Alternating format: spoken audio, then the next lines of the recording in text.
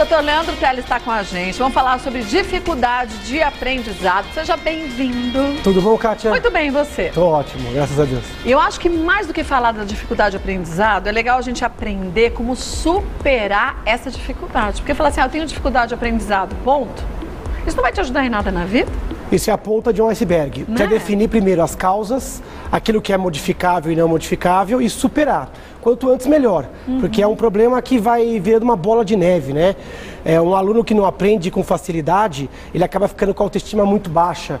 Ele acaba tendo poucas oportunidades. E no Brasil é um problema de saúde pública, né? Educação.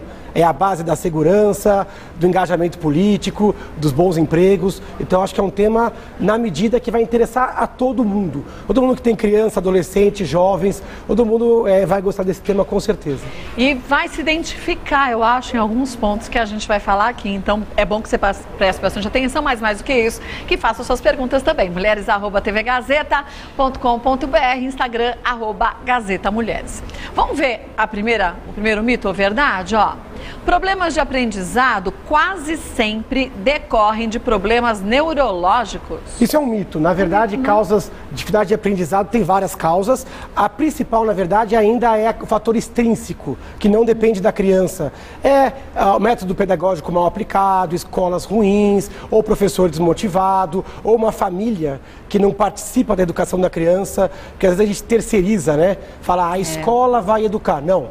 A criança já tem que estar pronta para a escola a aprender a obedecer regras, a obedecer hierarquia, a ter hora realmente de brincar e estudar, a ter comprometimento com coisas que não dão tanto prazer a curto prazo. A gente tem muito aluno, muita gente que vai para a escola, mas pouco estudante. Pouca gente que senta a bunda quando chega em casa e vai realmente colocar para dentro da mente, do seu jeito, com o seu formato, a informação.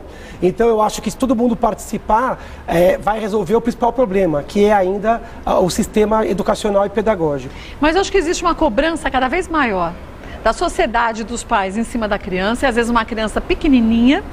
E acho que o jovem hoje em dia se cobra muito mais em ser sempre o melhor. E se ele não se sente um melhor, ou se ele percebe que ele tem uma dificuldade maior que os outros da classe, isso faz com que ele se enterre, ele se entrega, né? Sem dúvida. Às vezes os pais colocam uma expectativa e jogam em cima do filho uma série de coisas que ele não conseguiu, ou que ele se frustrou. Meu filho tem que ser perfeito. Não. Cada um é de um jeito. E aí está a maior dificuldade. Cada um aprende de um jeito. E às vezes o ensino é um pouco pasteurizado.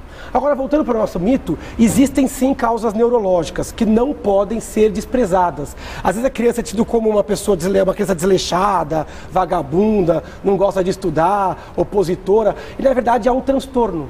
A verdade pode ser uma criança que tem uma dislexia, ou um déficit de atenção, ou até um autismo incipiente.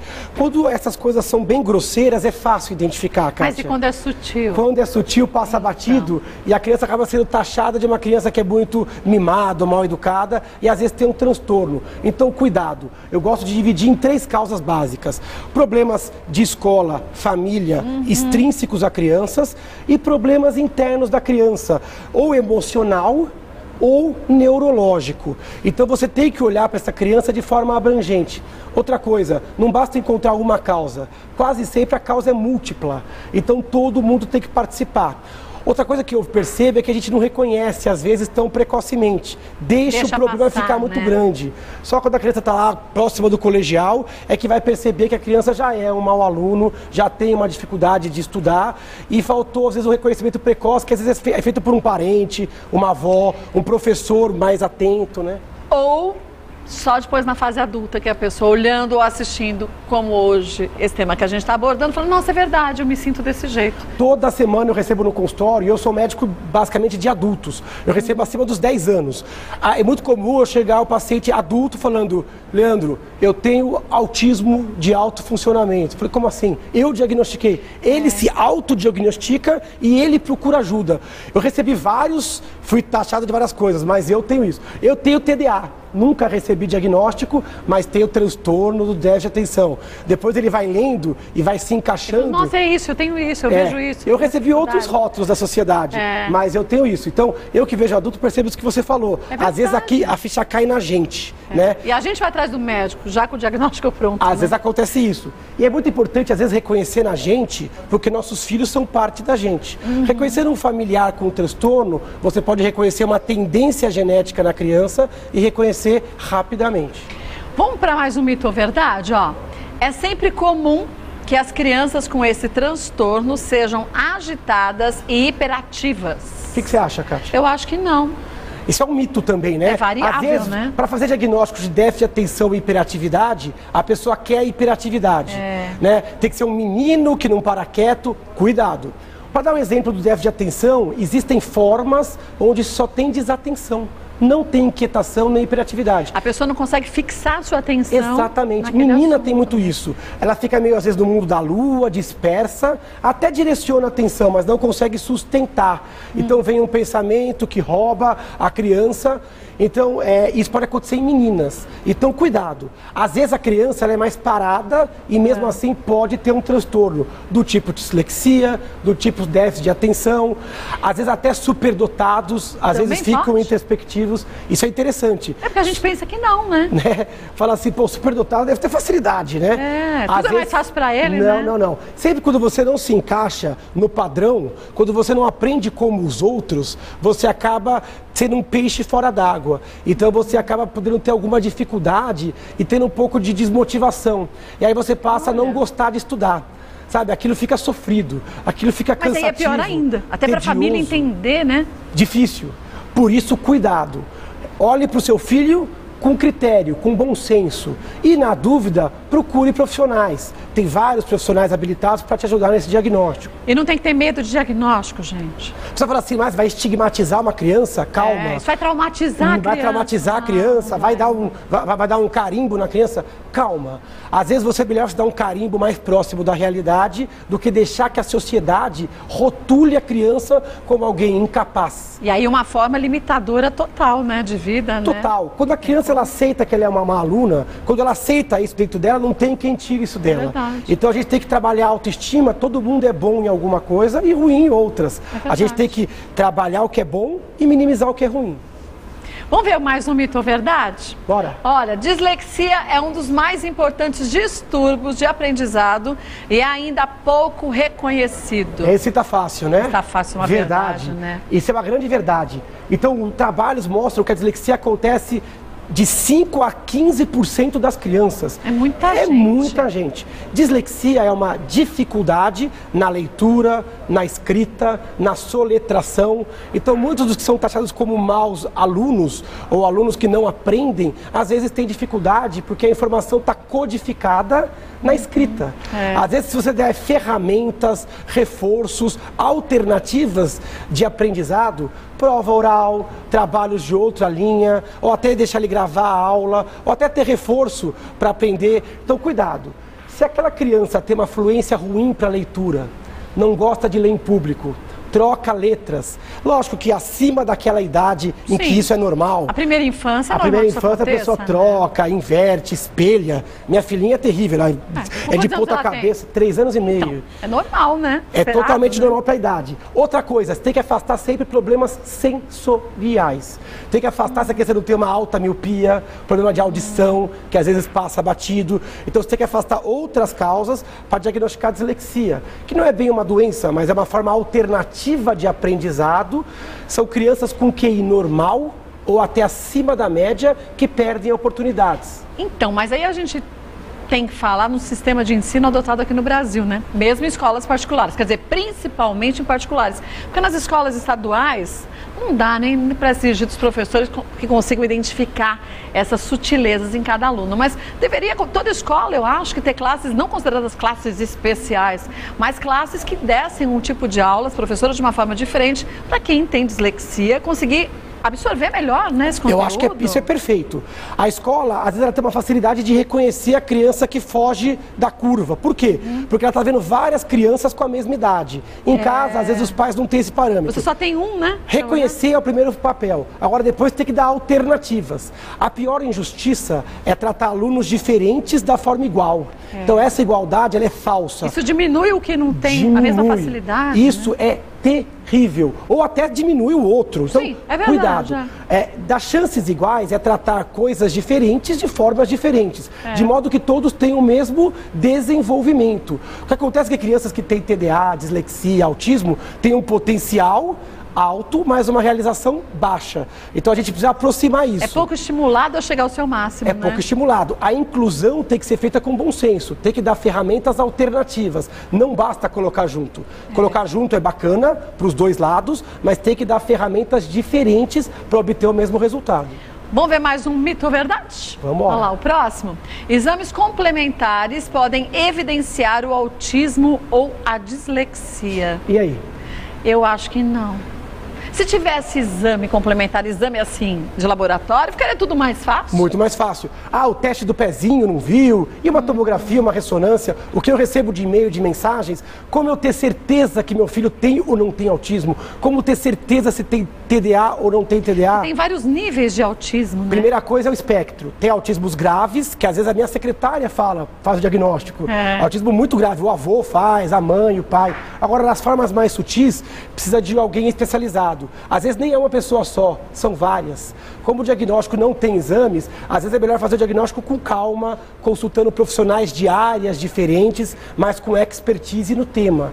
Então, cuidado no diagnóstico. Não existe exame que diagnostique as alterações funcionais, seja o autismo, seja o TDA, seja a dislexia. Quer dizer, não é tem a impressão. Tomografia, não. Ressonância, nada disso, né? O que importa é a opinião de especialistas e alguns testes diagnósticos. A criança se enquadrou, tem que fazer diagnóstico. Às vezes eu vejo as pessoas com medo.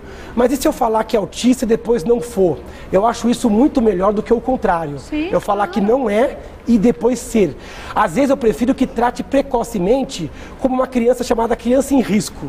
Por exemplo, filho de pessoa com dislexia, para mim já é uma criança em risco. Já tem que cuidar desde o nascimento. Vamos cuidar desde o nascimento. Vamos cuidando e observando. Vamos indo. Já vamos dar um reforcinho nessa área. Uma criança que tem traços autísticos leves, por mais que você não consiga bater o martelo naquele momento, vamos separar como uma criança em risco e estimulá-la de forma adequada. O que seriam esses traços de autismo leve? Tem os pais vários. assistirem a Então, autismo é uma alteração. Primeiro que autismo é comum, né? 1% da população tem autismo. É muita gente. A cada 2 salas de 40 alunos tem um com autismo. Mas qual a porcentagem, sabe-se, dessas pessoas que têm autismo e que são diagnosticadas? É muito pouco. No Brasil, muito pouco. Na verdade, o diagnóstico do Brasil é feito em torno dos 7 anos, 8 anos. O autismo é diagnosticado na escola. Sendo que, na verdade, o diagnóstico deve ser feito antes dos 3 anos. Puxa. Então, não é um problema de escola, é um problema de alteração comportamental.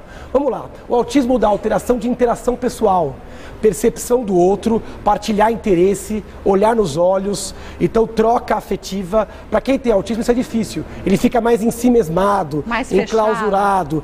Às vezes você está com uma pessoa com autismo e sente que ele não está muito com você, né? Então ele tem uma dificuldade de troca afetiva, isso desde pequenininho. Pode se alinhar diferente no colo, olha pouco no olho humano, ele pode brincar de forma meio diferente também, com coisas que giram, com coisas mais concretas, não brinca muito de faz de conta. Pessoas com autismo podem ter dificuldade em ambientes muito barulhentos, muito tumultuados, podem ter ataques de birra, de choro, que você não compreende muito bem. Não faz sentido, né? A linguagem também é diferente, Kátia. Pode ter um atraso na fala, né? E aqueles que são mais preservados podem desenvolver uma fala bem concreta, com pouco figuras de linguagem, pouca ironia. Geralmente eles são bem hipersinceros.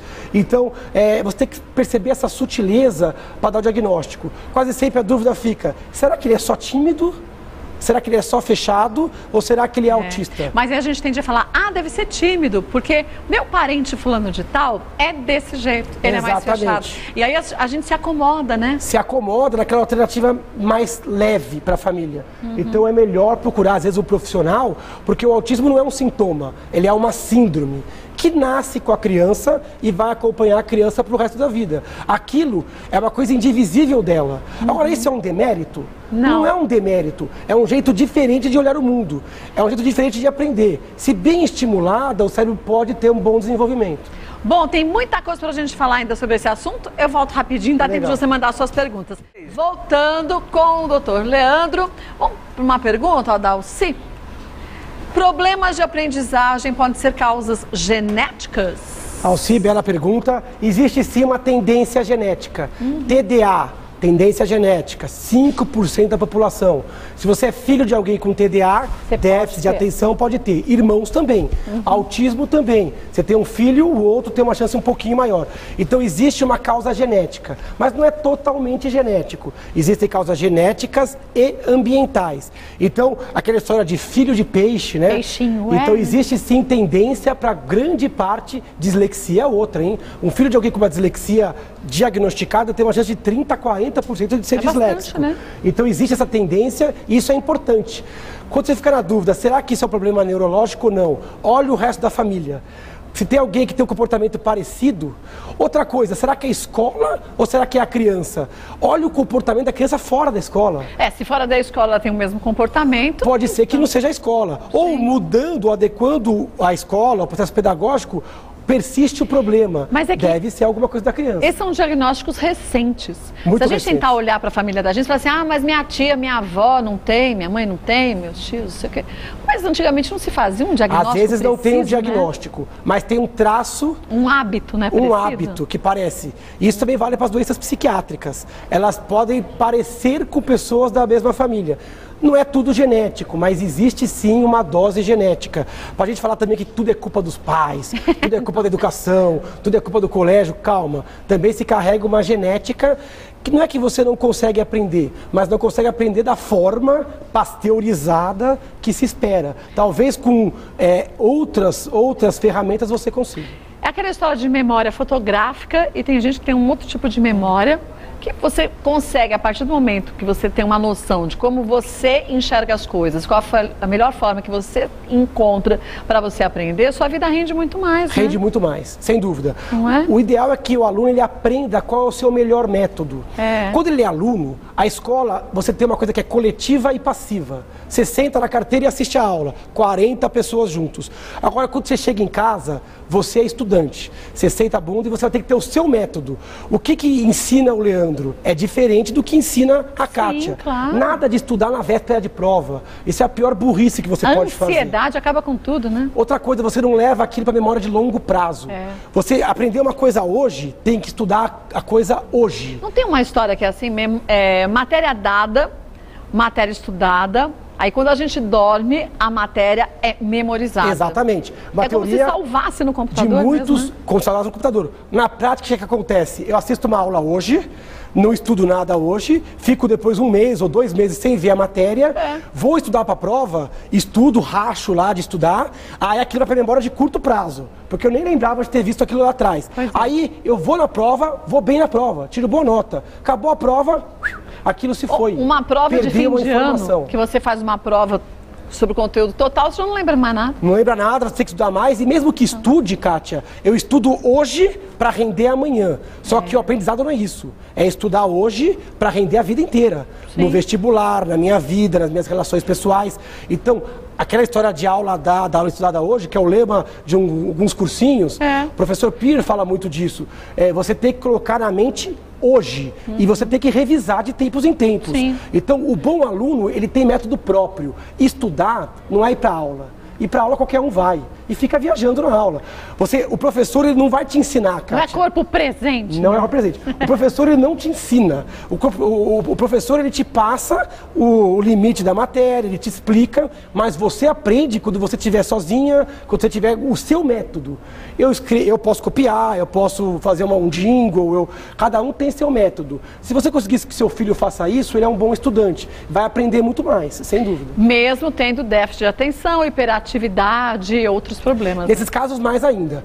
Quem tem déficit de atenção tem que sentar na frente, ficar longe de janela, ter um ambiente de estudo silencioso. Quem tem dislexia tem que gravar aula, assistir vídeos, né? Tem que criar artifícios. Então, a ferramenta é ainda mais importante para quem tem algum dito transtorno ou algum método alternativo para estudar.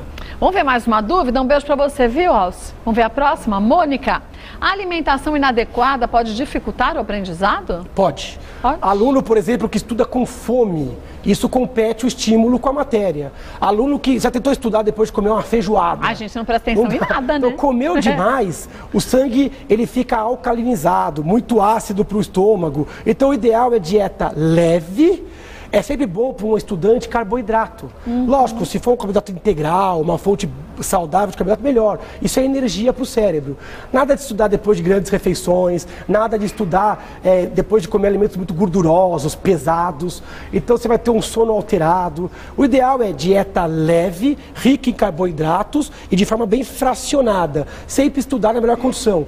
Estudar com vontade de fazer xixi. Não dá rende também. mal. Você fica pensando. Tudo que naquilo. desvia a sua atenção, né? Tudo que desvia. Entrou, você tem que entrar com tudo na matéria. Você tem que entrar com o seu cérebro inteiro. Nada de estudar com TV ligada, com o Walkman no ouvido, preocupado com o namorado. Naquele momento, mesmo que seja pouco, 1 hora, 2 horas, você tem que se entregar inteiro no estudo. Mas isso na vida vai ter que ser assim, né? Vai ter que ser assim. Se eu tô aqui, mas não tô aqui, então o que eu tô fazendo aqui? Você está aqui?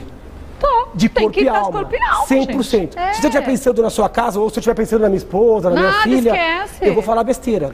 Então a gente tem que entrar cognitivamente perfeito. Assim, já dá uns errinhos. Sim, agora imagine se a gente ficasse viajando na maionese. Por né? isso que eu sou contra estudar no sistema multitarefa. Tem que ser uma tarefa de cada vez. Entra, resolve, parte para a próxima. Nada de querer resolver o mundo naquele momento.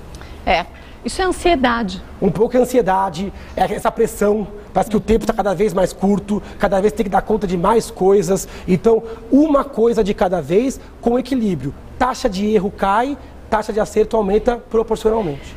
Eu não sou budista, mas tem umas frases do budismo que eu acho que são bem pertinentes. Fala uma pra gente. Uma delas diz o seguinte, diz que a gente tem 2 dias na vida que a gente não pode modificar, o passado e o futuro.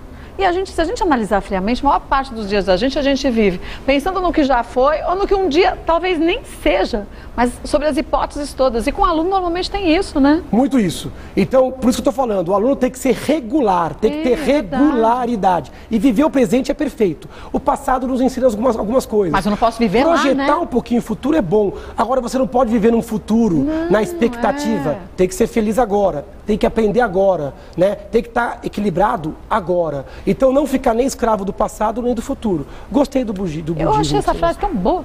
Vamos ver mais uma, ó. Bia, crianças com síndrome de Down precisam receber um ensino diferenciado? Boa pergunta. Eu acho que sim. Isso é um tema, inclusive, de uma série do colega Drauzio no Fantástico. Muito bem feita. Muito interessante, né? Qual é a diferença? Então, na verdade, as pessoas com síndrome de Down têm alguma dificuldade, pode ter dificuldade de aprendizado, algumas outras dificuldades neurológicas, depende do grau e da intensidade, mas como todas as outras síndromes que a gente falou aqui hoje, né? E tem outras tantas, né? Paralisia cerebral, hipotireoidismo, doenças psiquiátricas, às vezes precisa de um ensino diferenciado. Não quer dizer excludente. Ele é inclusivo, mas é inclusivo correto. Porque tem que ser diferenciado, porque você tem que dar alternativas diferentes. Então, as verdadeiras escolas que incluem, não é aquelas que largam um aluno com uma dificuldade. Eu tenho um aluno cego, um surdo e todos aprendem com o mesmo material. Não. Eu tenho que ter professores capacitados, motivados para dar um ensino diferenciado. O material tem que ser específico para a sua deficiência, como se fosse uma prótese numa perna ou na outra.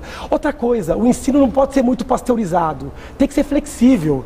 Então, não tem certo e errado, tem raciocínio. Então tudo isso tem que ser ensinado. Não é só certo e errado. Qual a alternativa? Como você chegou nessa resposta? Acho que quanto mais próximo do aluno, mais diferenciado é o ensino.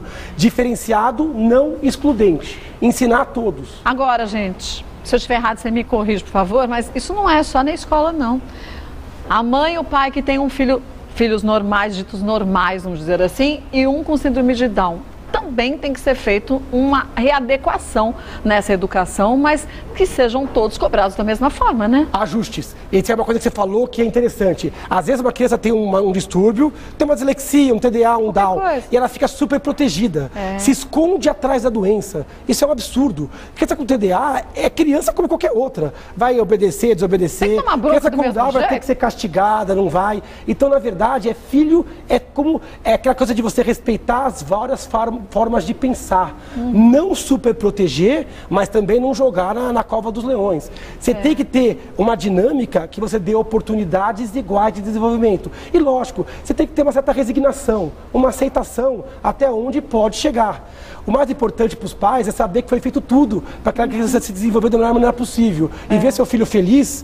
A maior frustração para um pai, eu sou pai, você é mãe, é que você fala assim, nossa, meu filho tinha um potencial e eu desperdicei, ou ele desperdiçou, ou a vida desperdiçou. A gente quer que aquele potencial tenha a chance de se realizar. E isso a gente só consegue se a gente de fato quiser enxergar as situações como elas são, né? Primeira coisa é reconhecer todos os determinantes, olhar com clareza, não se esconder numa nuvem, porque todo mundo gosta de receber, às vezes, a informação mais boazinha, né? Verdade. E empenhar, não delegue para a escola, não delegue para o Estado, delegue para a criança, para você, para a família, para o professor. Todo mundo tem parcela na educação. E não como uma obrigação, né? Mas como uma oportunidade. Como uma oportunidade. Coloca na cabeça da criança que aquilo vai ser determinante para a qualidade do emprego dela, da vida, das relações humanas.